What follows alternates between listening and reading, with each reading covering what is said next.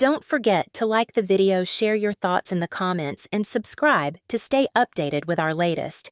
It was a balmy Wednesday evening, the kind that wraps you in a sultry embrace, the air heavy with the scent of blooming magnolias drifting through my open balcony doors. I stood in my loft apartment, the city skyline glittering like a constellation of stars beyond the glass, the faint hum of traffic a distant lullaby.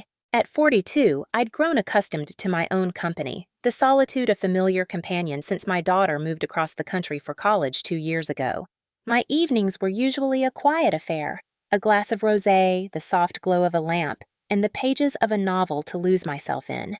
But that night, as the sun dipped below the horizon, painting the sky in shades of crimson and gold, a sharp knock at my door shattered the stillness, sending a jolt of curiosity through me. I wasn't expecting anyone. My fingers tightened around the stem of my wine glass, the cool glass grounding me as I crossed the room, my bare feet silent against the polished hardwood. Peering through the peephole, my breath caught in my throat. It was him, Nathan, the enigmatic man who lived in the penthouse above me. We'd never been close, our interactions limited to fleeting smiles in the elevator or a polite nod in the lobby. He was in his late 40s with a quiet intensity that always seemed to linger in the air around him. Dark hair streaked with silver, a chiseled jaw, and deep green eyes that held a story I'd never dared to ask about. But tonight, there was something different about him, a restless energy that made my pulse quicken as I opened the door. "Nathan," I said, my voice tinged with surprise, my fingers brushing against the silk of my emerald robe, the fabric slipping slightly off one shoulder as I leaned against the doorframe. He held a small, elegant box in his hands, wrapped in midnight blue paper with a silver ribbon that shimmered in the hallway light.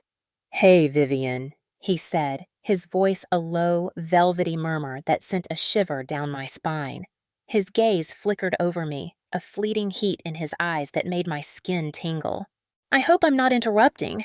I shook my head, though my heart was racing, a mix of curiosity and something deeper stirring within me. "Not at all," I replied, my voice softer than I intended, a flush creeping up my neck. "What's this?" "A little something for you," he said, his expression unreadable, though there was a spark in his eyes, a quiet intensity that made my breath hitch. "I thought you might like it." "A gift from my upstairs neighbor?" I hesitated, my fingers brushing against the box as I took it from him, the paper smooth and cool beneath my touch. "That's unexpected," I said, my voice trembling slightly, my gaze lifting to meet his. "Why?" He let out a soft, husky chuckle, the sound wrapping around me like a warm breeze. "Just open it, Vivian," he said, his tone laced with a quiet insistence, a hint of something unspoken that made my stomach flutter. "You'll see." I glanced at him, my heart pounding, then gestured toward the living room, the city lights casting a golden glow across the space. "Would you like to come in for a drink?" I asked, my voice a little breathless, the invitation slipping out before I could stop it. He hesitated, his gaze lingering on me for a moment longer than necessary, a flicker of something dangerous in his eyes. "Maybe another time," he said, his voice a low rumble that sent a shiver through me. "Enjoy the gift, Vivian." Gah! And with that, he turned and disappeared down the hall, leaving me standing in the doorway, my skin flushed with a heat I couldn't ignore. Inside, I set the box on the glass coffee table, my fingers trembling as I stared at it, the silver ribbon glinting in the lamplight like a whispered promise. I slid the ribbon off, the paper falling away to reveal a sleek black box. Lifting the lid, I gasped, my breath catching in my throat. Nestled in a bed of crimson velvet was a delicate gold necklace, a tiny pendant in the shape of a rose dangling from the chain, its petals intricately carved, catching the light in a way that made it glow. But it wasn't just the necklace that made my heart race. It was the note tucked beneath it, the paper crisp and folded with care. I unfolded it with shaky fingers, my eyes scanning the words written in Nathan's elegant script. "Some secrets are meant to bloom in the dark. If you're curious, meet me at the rooftop bar tomorrow at 8:00 p.m. Nathan." A wave of emotion crashed over me. Curiosity, intrigue, and a simmering heat that I hadn't felt in years. I read the note again, each word unraveling a new layer of meaning, my fingers brushing against the rose pendant as I lifted the necklace from the box. This wasn't just a neighborly gesture. This was something more, something that made my skin tingle with anticipation. For the first time in a long time, I found myself wondering what I'd been missing, what secrets had been blooming in the shadows of my solitary life. I barely slept that night, Nathan's note a constant presence on my bedside table. The words illuminated by the soft glow of the moonlight streaming through my window. I must have read it a dozen times, each repetition igniting a new spark of curiosity, a restless energy that kept me tossing and turning. Was this just an invitation for a drink, or was there something deeper, something unspoken that had been simmering between us all this time? By morning, my mind was a storm of conflicting emotions, curiosity warring with hesitation, longing battling with fear. I went through my routine on autopilot, brewing coffee, answering emails, pretending that today was just another ordinary day. But the necklace around my neck told a different story. The rose pendant resting against my skin like a whispered secret, its weight both comforting and thrilling. By the time the clock neared 8 p.m., my resolve had solidified. I needed answers, needed to know what Nathan meant by his cryptic note, what secrets he wanted to share. I slipped into a fitted black dress that hugged my curves, the neckline dipping just enough to catch the eye, my dark hair falling in loose waves over my shoulders. The rooftop bar Nathan had mentioned was just a short elevator ride away, a sleek open-air lounge with panoramic views of the city, the kind of place where the air buzzed with possibility. I stepped out of the elevator, the warm night air kissing my skin, the city lights stretching out like a sea of stars below. And there he was, Nathan, seated at a corner table, a glass of whiskey in his hand, his navy blazer unbuttoned to reveal a crisp white shirt that clung to his broad chest. When he saw me, he stood, his green eyes locking onto mine with an intensity that made my breath catch. "You came," he said, a slow, smoldering smile curving his lips, his voice a low rumble that sent a shiver down my spine. "I did," I replied, sliding into the seat across from him, my fingers brushing against the rose pendant as I met his gaze, a quiet challenge in my eyes. "Now tell me, Nathan, what's this all about?" For a moment, he didn't answer, his gaze roaming over me, a flicker of heat in his eyes that made my skin flush, my pulse racing. Then, with a quiet sigh, he leaned back, his fingers tracing the rim of his glass with a slow, deliberate motion that made my stomach flutter.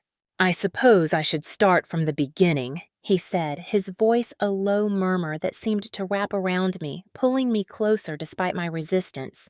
"Do you remember the woman who used to live in the apartment below you? The one who moved out last year?" I frowned, caught off guard by the question, a memory surfacing of an elderly woman with a warm smile, always tending to her potted plants on the balcony. "Mrs. Eleanor?" I asked, my voice soft, a pang of nostalgia tugging at my chest. He nodded, his gaze lowering for a moment, a shadow passing over his face. "She was my grandmother." The revelation hit me like a sudden gust of wind, my breath catching in my throat. "Your grandmother?" I whispered, my fingers tightening around the stem of my wine glass, the cool glass grounding me against the storm of emotions swirling inside me. He nodded, his voice softer now, a quiet vulnerability in his tone that made my heart ache. "She and my father were estranged for years, but I was close to her. After my father passed, she was the only family I had left. She always spoke so highly of you, Vivian, said you reminded her of herself when she was younger. Strong, independent, but with a fire she could see in your eyes." I blinked, stunned, my mind racing to process his words. I had no idea," I said, my voice trembling, a warmth spreading through me at the thought of Mrs. Eleanor's quiet affection. "She asked me to keep an eye on you," Nathan continued, his voice a low, intimate murmur that made my skin tingle. "Not in a way that would intrude, but just to be there if you ever needed someone. She knew you were alone, and she worried about you. But time passed, and I never found the right moment to reach out, until now." I glanced down at the necklace, the rose pendant catching the dim light of the bar, its petals glowing with a soft, golden warmth. "The rose," I murmured, my fingers brushing against the pendant, a quiet question in my voice. What does it mean? Nathan's lips curved into a wistful smile, a hint of something deeper in his expression, a smoldering intensity that made my breath hitch. It's a symbol, he said, his voice a low rumble that seemed to resonate in my core. My grandmother used to say that everyone has secrets, feelings, desires, dreams, that they keep locked away, like a rose waiting to bloom in the dark. Sometimes all it takes is the right person to help you let it out. Something in my chest tightened, a wave of heat surging through me, my skin flushing with a warmth I couldn't ignore. This wasn't about a physical rose, it was about something deeper, something that made my pulse race, a quiet invitation that lingered in the air between us. "You've been watching over me all this time," I whispered, my voice trembling, my fingers brushing against the pendant as I met his gaze, a mix of vulnerability and longing in my eyes. Nathan's gaze softened, a quiet intensity in his green eyes that made my heart skip a beat. "I guess you could say that," he said, his voice a low, husky murmur that sent a shiver down my spine, a heat pooling in my core as his gaze lingered on me, a silent promise in his eyes. A warmth spread through me, unexpected but not unwelcome, a quiet longing that I hadn't let myself feel in years. For so long, I'd thought of myself as alone, navigating life with a quiet resilience, but maybe I hadn't been as alone as I'd believed. Maybe someone had been waiting for me to notice, waiting for me to let the rose bloom. I sat there, the weight of Nathan's words settling over me like a warm, intoxicating embrace, the city lights glittering below us like a sea of possibilities. All these years, I'd assumed I was moving through life on my own, building walls to protect myself, to keep the world at a distance. But here was this man, someone I'd only known in passing, someone I'd never truly let into my world, revealing that he'd been quietly watching over me, not out of duty, but out of something deeper, something that made my skin tingle with anticipation. I curled my fingers around the rose pendant, the cool metal a grounding contrast to the heat surging through me, my breath coming a little faster as I looked at him. "Your grandmother never told me any of this," I said finally, my voice softer than before, a quiet vulnerability in my tone that made my chest ache. Nathan took a slow sip of his whiskey, his gaze never leaving mine, a flicker of heat in his eyes that made my pulse race. "She didn't want you to feel watched," he said, his voice a low murmur that seemed to caress my name. "She always said you were strong, that you carried yourself with a quiet fire. But she also knew that even the strongest people need someone to see them, to remind them they're not alone." I let his words sink in, a warmth stirring in my chest, a quiet longing that I hadn't let myself feel in years. "You know," I said, forcing a small, teasing smile, my fingers brushing against the pendant as I met his gaze. "Most people would have just knocked on my door and said, 'Hey, I'm your neighbor. Let's grab a coffee.'" Nathan chuckled, the sound a low, husky rumble that sent a shiver through me, his eyes crinkling at the corners, a smoldering warmth in his gaze that made my skin flush. "Yeah, well," he said, his voice a low, intimate murmur that made my breath hitch. I wanted it to mean something when I finally reached out. There was a pause, a charged silence passing between us, a quiet understanding that made my heart race, a heat pooling in my core as his gaze lingered on me, a silent invitation that I couldn't ignore. "So what now?" I asked, my voice softer now, a quiet challenge in my eyes as I leaned forward slightly, the neckline of my dress dipping just enough to catch his eye. Nathan's expression grew thoughtful, a smoldering intensity in his gaze that made my pulse quicken, a quiet longing that mirrored my own. "That depends on you, Vivian," he said, his voice a low, velvety murmur that seemed to wrap around me, pulling me closer despite my resistance. "This wasn't just about giving you a gift or telling you about my grandmother. I wanted you to know that if you ever feel like letting that rose bloom, I'd be here to see it." I felt my breath hitch, a wave of heat surging through me, my skin flushing with a warmth I couldn't ignore. Was this a confession, an invitation, or simply an offer of companionship? Maybe it was all three, a quiet promise that sent a shiver through me, not of fear, but of possibility. For years, I'd convinced myself that my world was already set, that my story had been written, the pages of my life filled with solitude and quiet resilience. But maybe there were still chapters waiting to be discovered, secrets waiting to bloom in the dark. I looked at Nathan, really looked at him. The quiet confidence in his gaze, the warmth in his expression, the smoldering intensity that made my heart race. He wasn't a stranger, not really. He'd been there all along, lingering on the edges of my life, waiting for me to notice, waiting for me to let him in. Maybe it was time. Maybe I was ready. I reached for my glass, taking a slow sip of wine, the cool liquid a contrast to the heat surging through me, my gaze never leaving his. "Tell me, Nathan," I said, my lips curving into a small, teasing smile, a quiet challenge in my voice as I leaned forward, the rose pendant catching the light, a whispered promise against my skin. "How do you feel about taking a walk with me under the stars?" The warmth in his eyes deepened, a smoldering intensity that made my breath catch, a quiet longing that mirrored my own. "I'd like that," he said, his voice a low, husky murmur that sent a shiver through me, a heat pooling in my core as he stood, offering me his hand. The night air was warm as Nathan and I stepped out onto the rooftop, the city stretching out below us like a sea of stars, the soft hum of the bar fading into the background as we walked toward the edge, the skyline glittering with possibility. We stood in comfortable silence at first, the sound of our breaths mingling with the distant hum of the city, the rose pendant a quiet weight against my skin, a whispered promise of something new.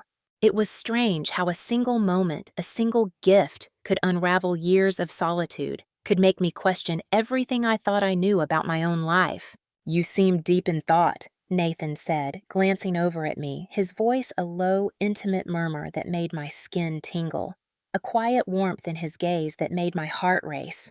I smiled slightly, my fingers brushing against the pendant as I met his gaze, a quiet vulnerability in my eyes. "I guess I am," I admitted, my voice soft, a quiet longing in my tone that made my chest ache. He waited, giving me space to find my words, a quiet patience that made me feel seen, a warmth that I hadn't felt in years. "I've spent a long time convincing myself that I didn't need anyone," I said finally, my voice trembling slightly, a quiet confession that made my heart race, that it was easier to be alone, to rely on myself. And for a while, I thought that made me strong, but now, I wonder if I was just afraid of letting someone in. Nathan didn't answer right away, letting my words linger in the air, respecting their weight, a quiet understanding passing between us. "I get that," he said finally, his voice a low, husky murmur that sent a shiver through me, a smoldering warmth in his gaze that made my skin flush. "Sometimes we build walls so high we forget why we put them up in the first place." I turned to him, studying the quiet sincerity in his face, the smoldering intensity in his green eyes, a quiet longing that mirrored my own. "What about you?" I asked, my voice softer now, a quiet challenge in my tone as I stepped closer, the space between us charged with a heat I couldn't ignore. "Have you always been this patient, this thoughtful?" A small, husky chuckle escaped him, the sound a low rumble that made my pulse quicken, a smoldering warmth in his gaze that made my breath hitch. "Not always," he said, his voice a low, intimate murmur that seemed to caress my name, a quiet longing in his tone that made my heart race. "I think life has a way of teaching us patience, whether we want to learn it or not." We stood there for a moment, the city lights glittering below us, the warm night air wrapping around us like a sultry embrace, a quiet understanding passing between us. "So what happens now?" I asked, my voice softer now, a quiet vulnerability in my tone as I met his gaze, a smoldering intensity in my eyes that mirrored his own. Nathan stepped closer, the space between us shrinking, a quiet heat in his gaze that made my breath catch, a smoldering longing that sent a shiver through me. "That's up to you, Vivian," he said, his voice a low, velvety murmur that seemed to wrap around me, pulling me closer despite my resistance. "But if you're willing, I'd like to find out. Together." I exhaled, a strange sense of relief washing over me, a quiet longing that I hadn't let myself feel in years. That sounds good, I said, my voice soft, a quiet smile curving my lips as I met his gaze, a smoldering warmth in my eyes that mirrored his own. For a while, we just stood there, the city stretching out below us, the lights reflecting in the distance like a sea of possibilities, a quiet warmth settling between us. I watched the skyline, the way it shimmered with endless potential, and for the first time in a long time, I felt like my own life could be the same. A rose blooming in the dark, a secret waiting to be discovered. A door had opened, and this time I wasn't afraid to step through it. Nathan by my side, a quiet promise of something new, something beautiful, waiting to bloom.